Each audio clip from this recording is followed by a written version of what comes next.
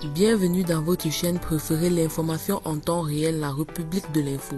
Avant de commencer, n'hésitez pas de vous abonner à la chaîne et d'être courtois dans les commentaires. Du côté du Mali, à peine remis au président de la transition l'avant-projet de la nouvelle constitution recommandée à l'issue des assises nationales de la refondation, alimente critiques et rejet des Maliens. Depuis quelques jours, le régime de la transition dirigé par les 5 colonels et leurs alliés du M5 font face à des critiques internes de l'opinion et de la diaspora. Le projet de nouvelle constitution, qui ne semble pas passer en l'état, n'a pas bénéficié du soutien escompté.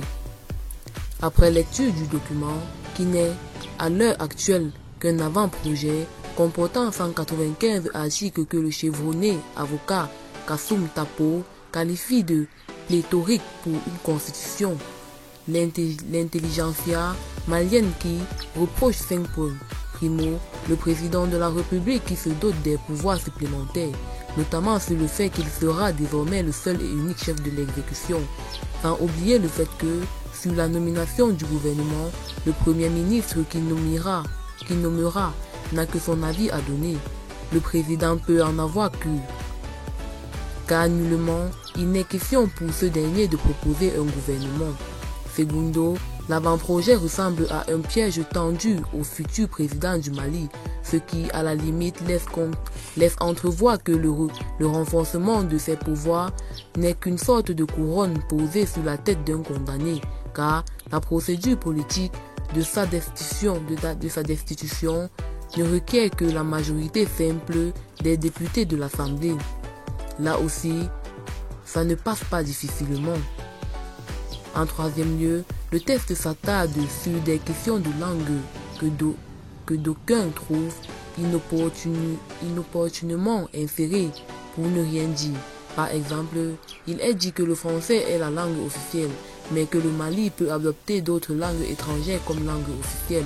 Quatrièmement, l'article 46 de l'avant-projet dispose que tout Malien candidat aux fonctions de président de la République ne doit posséder aucune autre nationalité. Cette disposition n'a pas du tout été du goût des Maliens vivant à l'extérieur. Pour eux, cet article n'a pas lieu d'être. Cet avant-projet de nouvelle constitution est discriminatoire vis-à-vis de la diaspora. C'est ma première fois de voir une constitution d'un pays exclure ses propres fils au motif qu'ils ne sont pas nés sur leur terre d'origine.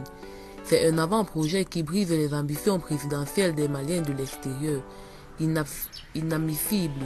Nous attendons vivement des réformes de la part de ses initiateurs, a pesté un concitoyen de la diaspora. Enfin, selon Kassoum Tapo, les détails donnés dans l'avant-projet lui ôtent le caractère d'une loi fondamentale qui ne doit pas être confondue à une loi organique. C'est un texte beaucoup trop long puisque comportant 195 articles contre 122 pour la Constitution de 1992 et 89 articles pour la Constitution française de 1958, dont notre Constitution de 1992 s'est largement inspirée. Dans cet avant-projet, il n'y a pas mal d'articles qui sont à l'identique, qui sont les mêmes que la Constitution française de 1958. Il ne faut pas se leurrer, on n'invente pas le fil à couper le beurre. Ce texte a l'allure d'une loi organique plutôt que d'une constitution. Une constitution, c'est des principes, c'est l'architecture générale, a-t-il fait comprendre. Eh bien, c'est tout pour cette note d'information. N'hésitez pas à mettre en commentaire vos impressions et à très bientôt pour une nouvelle note d'information.